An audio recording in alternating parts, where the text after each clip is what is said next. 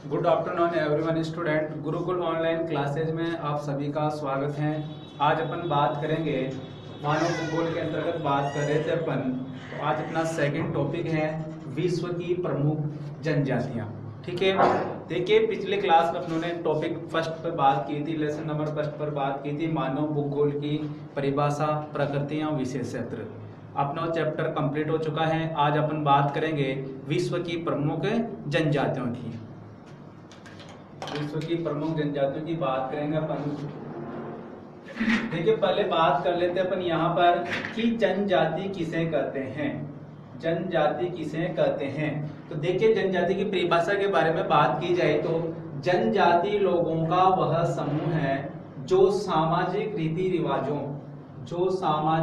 रिवाजों एवं सांस्कृतिक परंपराओं द्वारा एक दूसरे से घनिष्ठ रूप से संबंधित हैं। ठीक है, क्या है जनजाति किसे कहेंगे कि जनजाति लोगों का वह समूह है, जनजाति लोगों का वह समूह है जो सामाजिक रीति रिवाज, नंबर 1 पर बात करेंगे अब सामाजिक रीति रिवाज, और नंबर 2 पर बात करेंगे यहाँ पर अपन सांस्कृतिक परंपराओं द्वारा, ठीक है, एक दूसरे को किस रूप से संबंधित होती है, घनिष्ठ रूप से संबंधित होती है। इसको किस नाम से जाना जाता है, जनजाति या जनजातियों के नाम से जाना जाता है।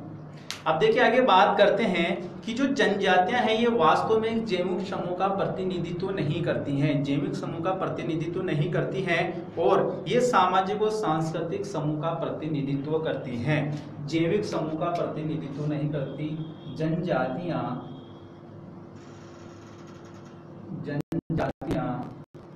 जैविक समूह का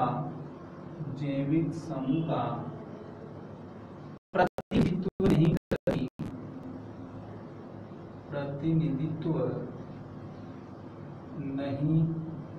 हैं। और ये किसका प्रतिनिधित्व करती हैं, सामाजिक व सांस्कृतिक वातावरण का, सामाजिक व सांस्कृतिक वातावरण का प्रतिनिधित्व करती हैं।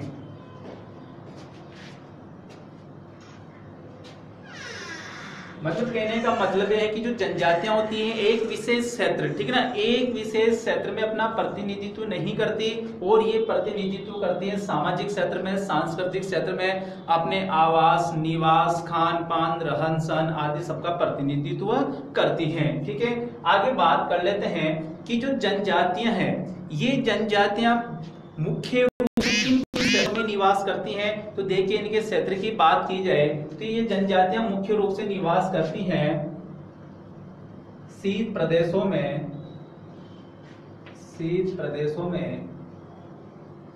घने जंगलों में, उष्ण व शुष्क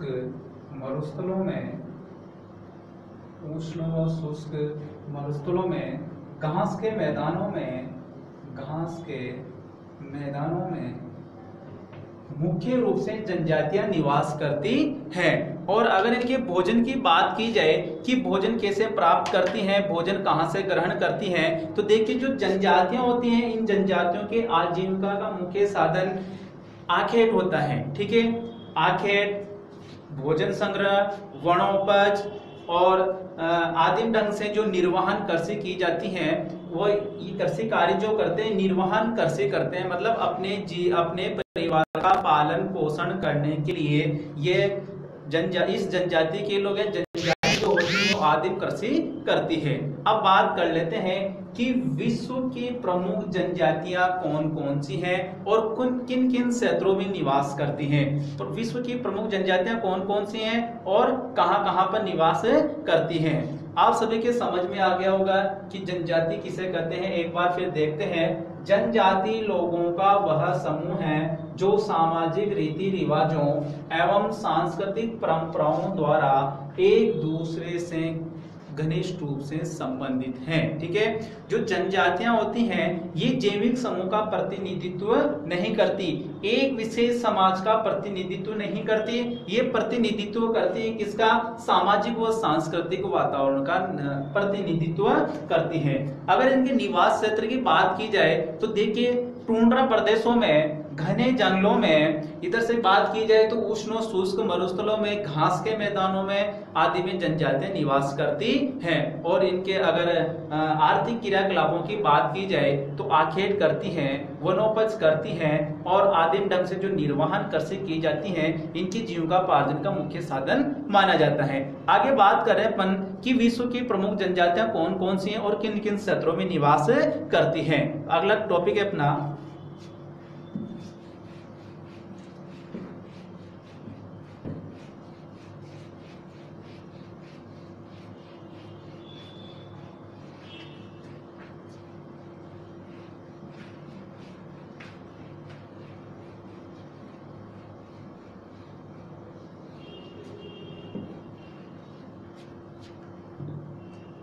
अगला टॉपिक है विश्व की प्रमुख जनजातियां।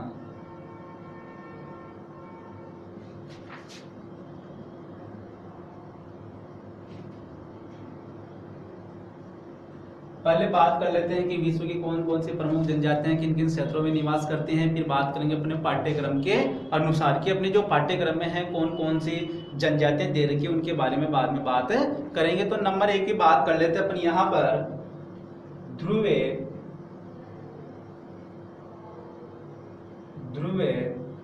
व ठंडे प्रदेशों में, ध्रुवीय व ठंडे प्रदेशों, ध्रुवीय व ठंडे प्रदेशों की जनजातियां,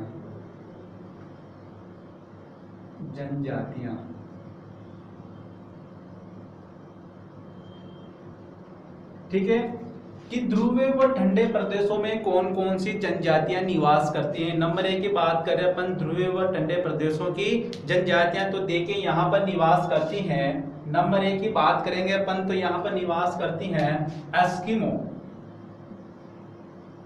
एस्किमो जनजाति निवास करते हैं कहां पर, ध्रुवीय व ठंडे प्रदेशों में। इसके बाद में यहाँ पर निवास करती हैं सेमोएड्स,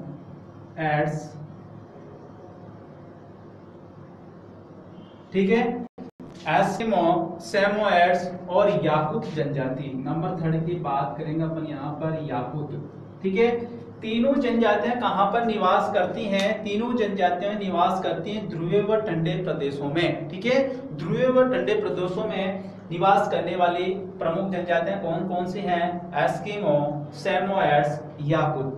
देखिए अगर आपसे एग्जाम में क्वेश्चन पूछा जाता है कि ध्रुवीय निम्नलिखित में से कौन सी जनजाति, निम्नलिखित में से कौन सी जनजाति ध्रुवीय प्रदेशों में निवास करती हैं, ठीक है, करती हैं तो ऑप्शन में आपको तीनों में से एक मिलेगा, नहीं करती हैं तो 3 अलग से मिलेगा और एक ये वाला मिलेगा। सेकंड की बात कर लेते हैं अपन, सेकंड क्षेत्र की बात करते हैं यहाँ पर नंबर 2 विश्वरेखीय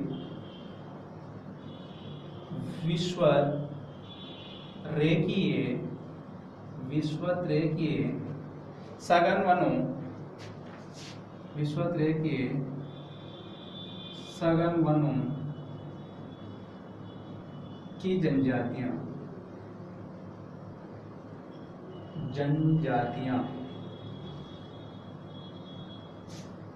विश्वत रेखीय सघन वनों की जनजाति मतलब विश्वत रेखा के आसपास के जो घने जंगल हैं उन घने जंगलों में कौन कौन सी जनजातियां निवास करती हैं उसके उनके बारे में यहाँ पर बात करेंगे।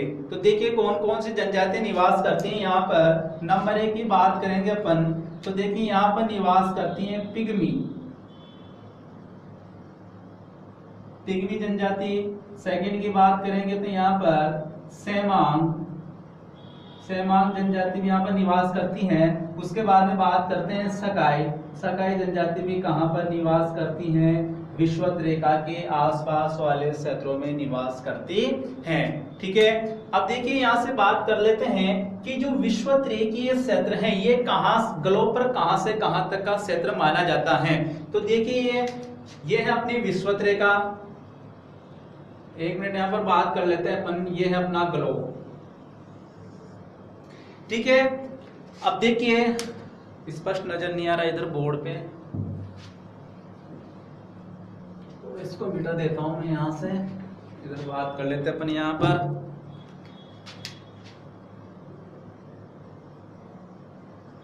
साफ नजर आ रहा है सभी को?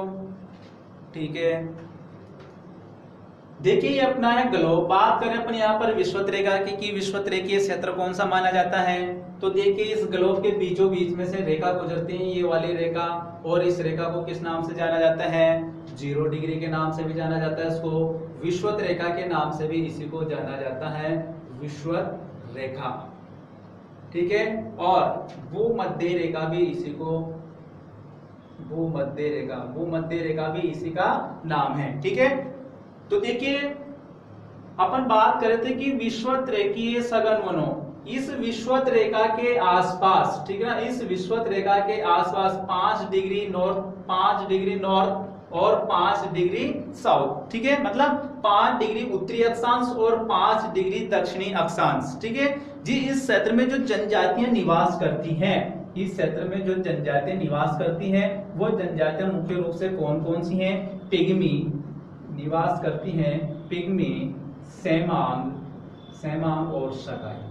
ठीक है, पिग्मी, सेमांग और सकाई जनजातियां कहां पर निवास करती हैं? विषुवत रेखीय क्षेत्रों में। ठीक है, विषुवत रेखा के आसपास जो घने जंगल पाए जाते हैं, इन घने जंगलों के अंतर्गत पिग्मी निवास करती हैं, सेमांग निवास करती हैं और सकाई जनजाति निवास करती हैं। ठीक है, अब नंबर 3 पर देख लेते हैं अपन, उष्ण व शुष्क कालारी मरुस्थल। ठीक है, नंबर 3 की बात कर लेते हैं। नंबर 3 क्षेत्र की बात कर रहे अपन, उष्ण व शुष्क कालाहारी मरुस्थल।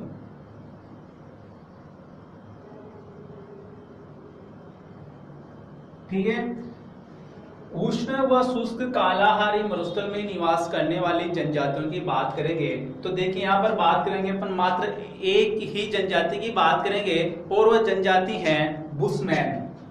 कौन सी जनजाति है? बुशमैन।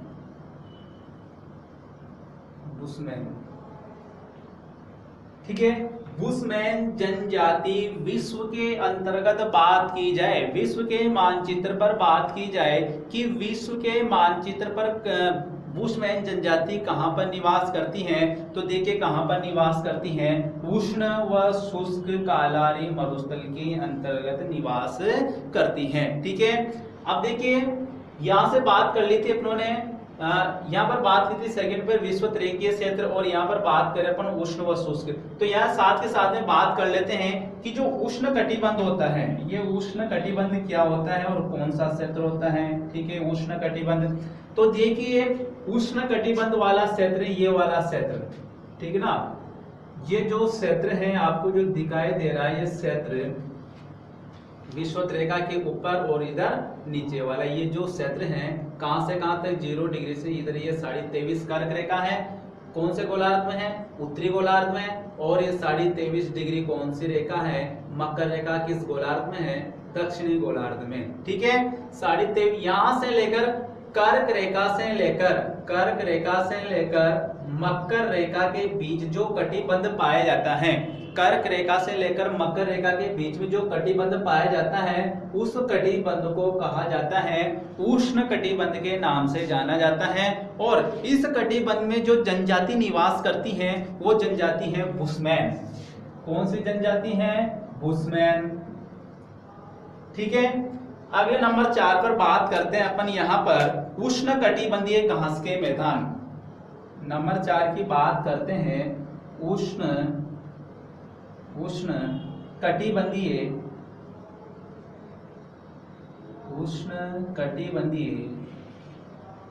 घास के मैदान, ठीक है। उष्ण कटिबंधीय घास के मैदान, इन क्षेत्रों में जनजातियां निवास करती हैं। वे जनजातियां मुख्य रूप से अगर बात की जाए तो है मसाई और भद्दू, ठीक है ना, मसाई और भद्दू। मसाई और भद्दू जनजातियां कहां पर निवास करती हैं? उष्ण कटिबंधीय घास के मैदानों में। कौन से कटिबंध? उष्ण कटिबंधीय, मतलब ये अपनों ने यहाँ पर उष्ण कटिबंध जो कर्क रेखा से मकर रेखा के मध्य जो जिस कटिबंध की बात की थी, उस कटिबंध इस वाले क्षेत्र में जो घास के मैदान पाए जाते हैं, इन घास के मैदानों में जो जनजाति निवास करती है, इन घास के मैदानों में जो जनजाति निवास करती हैं, वो जनजातियां मुख्य रूप से कौन कौन सी हैं? मसाई जनजाति है, ठीक है। कौन सी है? मसाई जनजाति है। और दूसरी कौन सी जनजाति है? भद्दू जनजाति है, ठीक है। आगे बात करते हैं नंबर 5 पर बात करते हैं अपन समशीतोष्ण।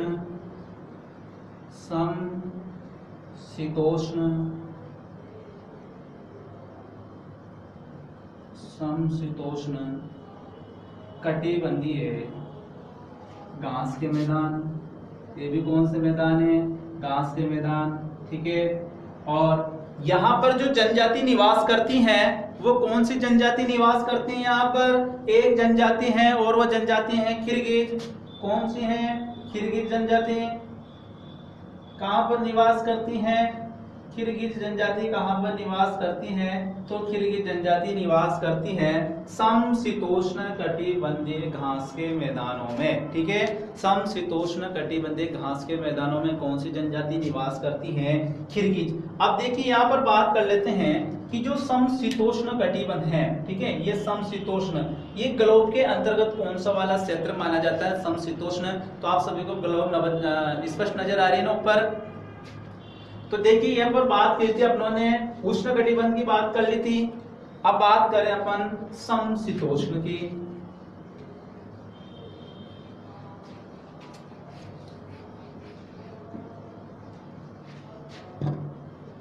तो ये देखिए अपना समशीतोष्ण कटिबंध की बात करेंगे। ये अपना ग्लोब, ये अपनों ने कौन सी रेखा मानी थी? 0 डिग्री, और इस 0 डिग्री को बोला जाता है विषुवत रेखा। ये कौन सी रेखा है? कर्क रेखा। ये कौन सी रेखा है? मकर रेखा। लिख देते हैं यहाँ पर एक कर्क रेखा, ठीक है, ये मकर रेखा, और इसको बोला जाता है 23.5 डिग्री उत्तरी अक्षांश। इसको बोला जाता है 23.5 डिग्री दक्षिणी अक्षांश, ठीक है। यहां से लेकर यहां तक क्षेत्र किस नाम से जाना जाता है? उष्ण कटिबंध के नाम से, ठीक है। अपन बात करें समशीतोष्ण की, तो देखिए यहां से बात करते हैं अपन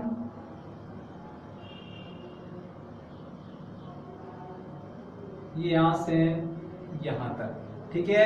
ये 23.5, ये 66.5, ठीक है, और ये 66.5। ये कौन सा गोलार्ध है? उत्तरी गोलार्ध। ये कौन सा गोलार्ध है? दक्षिणी गोलार्ध, ठीक है। मतलब 23.5 डिग्री उत्तरी अक्षांश है, ठीक है। 23.5 डिग्री उत्तरी अक्षांश है 66.5 डिग्री, ठीक है। 23.5 डिग्री उत्तरी अक्षांश से 66.5 डिग्री उत्तरी अक्षांश या दक्षिणी अक्षांश, दोनों की बात करेंगे साथ के साथ में। उत्तरी अक्षांश या दक्षिणी अक्षांश, इन दोनों के बीच के क्षेत्र को किस नाम से जाना जाता है? शीतोष्ण कटिबंध के नाम से जाना जाता है। कहां से कहां तक? 23.5 डिग्री उत्तरी अक्षांश से 66.5 डिग्री दक्षिणी अक्षांश के बीच वाले क्षेत्र को किस नाम से जाना जाता है? इस वाले क्षेत्र को जाना जाता है शीतोष्ण कटिबंध। शीतोष्ण कटिबंध, ठीक है। और साथ के साथ में बात कर लेते हैं अपन यहाँ पर कि शीत कटिबंध। शीत कटिबंध, ठीक है।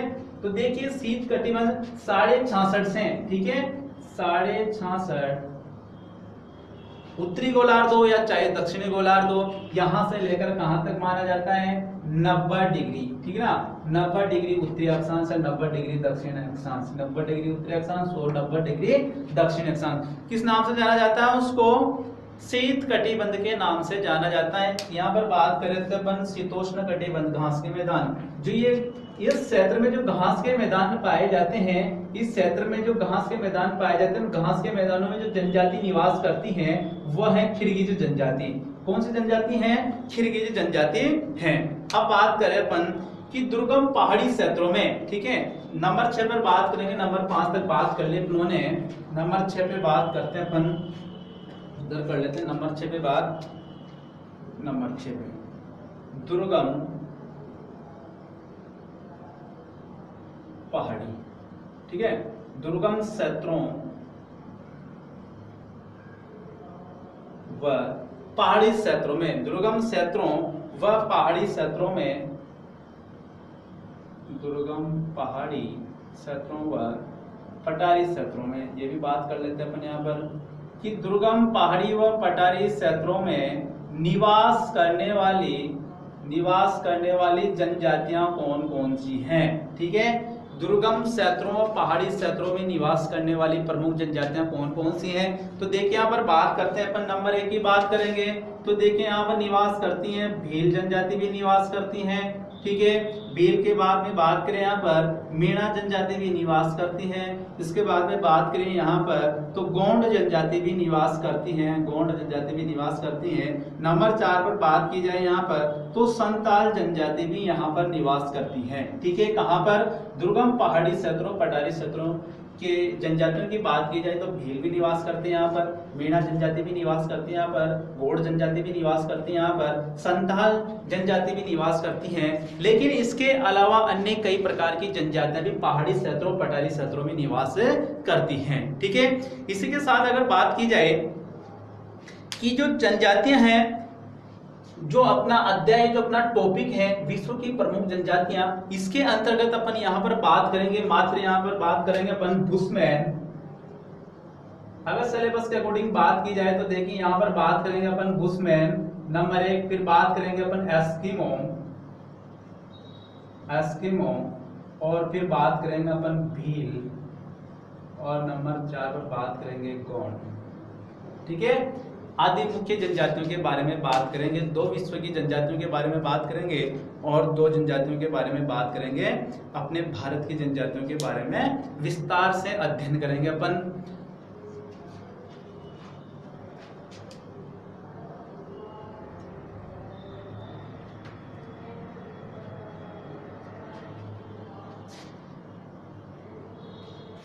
तो ठीक है, चलते हैं अब आगे, लेते हैं अपन यहाँ पर ध्रुवीय व ठंडे प्रदेशों की जनजाति, यहाँ पर निवास जो जनजाति निवास करती हैं। नंबर 1 पर बात करेंगे अपन यहाँ पर एस्किमो जनजाति, ठीक है।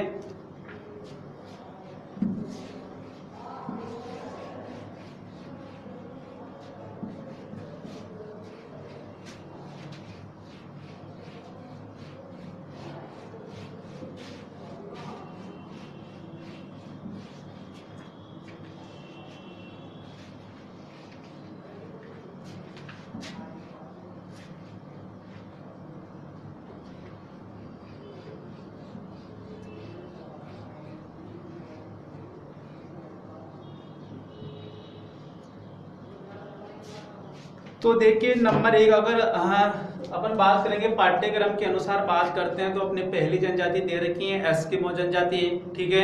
एस्किमो जनजाति के बारे में बात करते हैं और अभी अपनों ने पढ़ा था विश्व की प्रमुख जनजातियां किन किन क्षेत्रों में निवास करते, तो एस्किमो कहां पर पढ़ी थी अपनों ने? ठंडे और ध्रुवीय प्रदेशों में निवास करने वाली जनजातियां। उसके अंतर्गत कितनी जनजातियां पढ़ी थी अपनों ने? 3 जनजातियां पढ़ी थी। नंबर 1 कौन सी है? नंबर 1 जनजाति पढ़ी थी अपनों ने यहाँ पर एस्किमो। सेकंड पढ़ी अपनों ने यहाँ पर कौन सी पढ़ी थी? सेमोएड्स। और नंबर 3 कौन सी पढ़ी थी अपनों ने यहाँ पर? याकूत, ठीक है। इनमें से अपन बात करेंगे यहाँ पर बुशमैन जनजाति की। कौन सी जनजाति की बात करेंगे? यहाँ पर बात करेंगे अपन नंबर 1 बात करेंगे एस्किमो। एस्किमो जनजाति की बात करें अपन यहाँ पर एस्किमो जनजाति।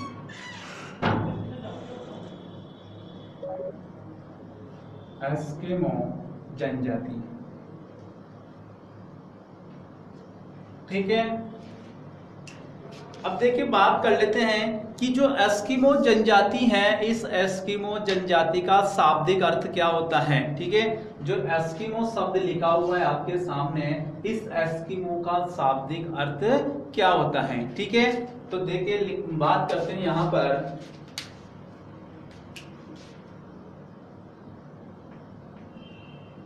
एस्किमो, एस्किमो का शाब्दिक अर्थ, शाब्दिक अर्थ। ठीक है, एस्किमो का शाब्दिक अर्थ क्या होता है। एस्किमो का शाब्दिक अर्थ होता है कच्चा मांस खाने वाला। ठीक है, क्या होता है, कच्चा मांस खाने वाला। एस्किमो का शाब्दिक अर्थ होता है कच्चा मांस खाने वाला, खाने वाला। ठीक है, इस जनजाति के लोग हैं, एस्किमो जनजाति के लोग कैसा मांस खाते हैं, कच्चा मांस खाते हैं।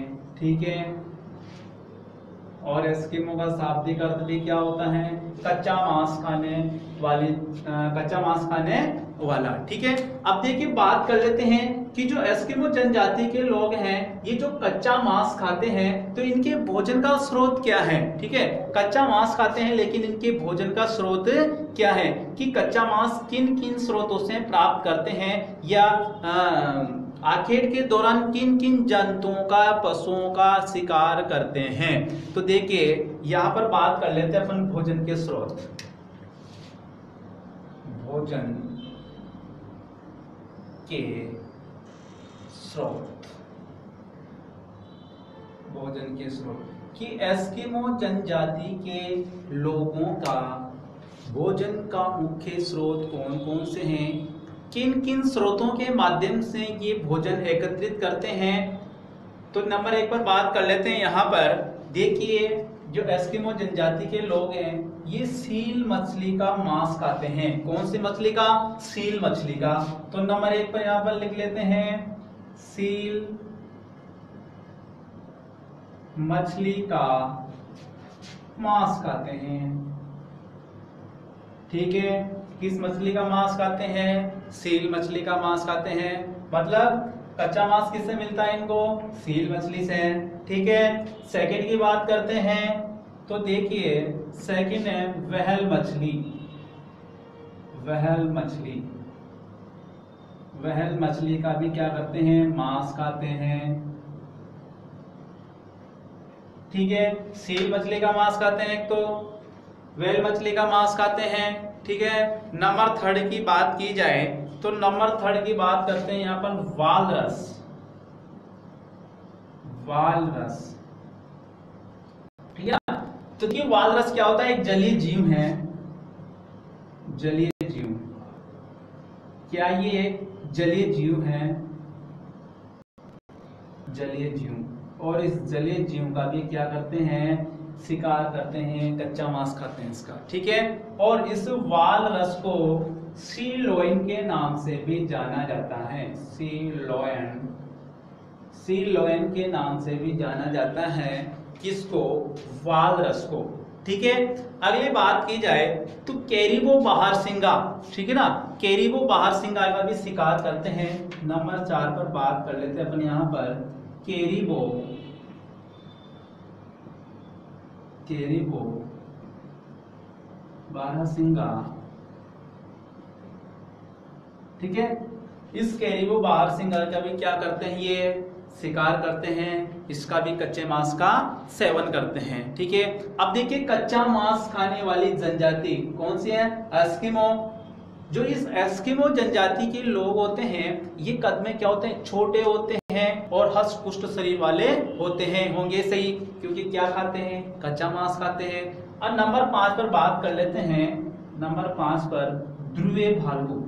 जो ध्रुवीय भालू होते हैं, इन ध्रुवीय भालुओं का भी शिकार कर लेते हैं ये, और इसका भी कच्चा मांस खाते हैं। ठीक है, तो देखिए अपन बात कर रहे थे यहाँ पर कि एस्किमो जनजाति के लोगों के भोजन का मुख्य स्रोत क्या है। ठीक है, स्रोतों की बात कर रहे थे, मतलब कि कच्चा मांस किन किन से प्राप्त करते हैं। तो देखिए यहाँ पर बात कर ले, अपनों ने 5 स्रोतों के बारे में बात कर ली। नंबर 1 की बात कर रहे हैं अपन यहाँ पर सील मछली का।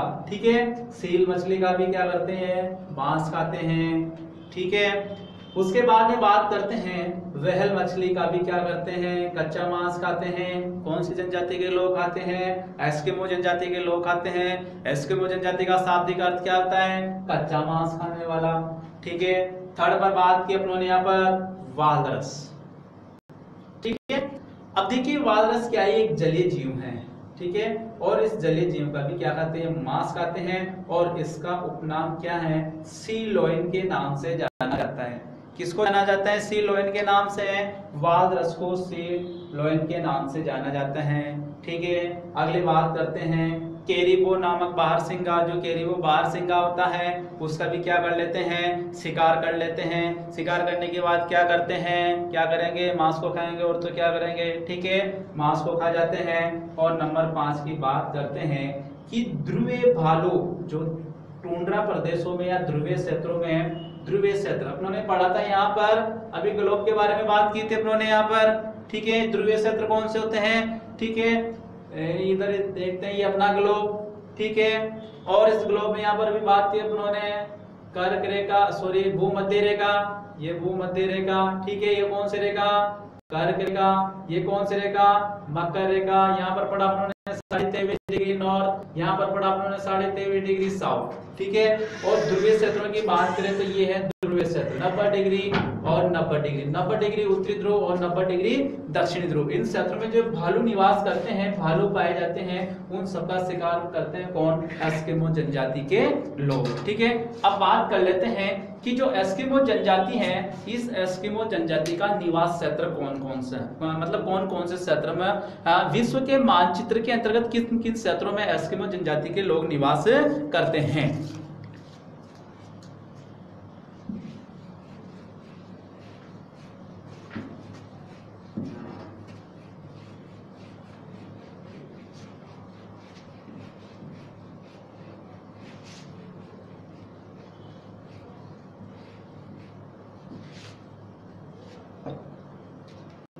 तो निवास क्षेत्र की बात करते हैं कि एस्किमो जनजाति विश्व में कहां कहां पर निवास करती हैं। निवास क्षेत्र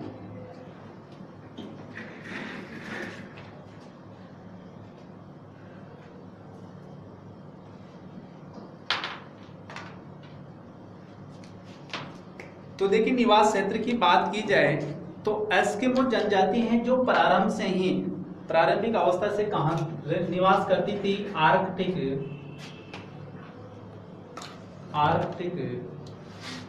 व टुंड्रा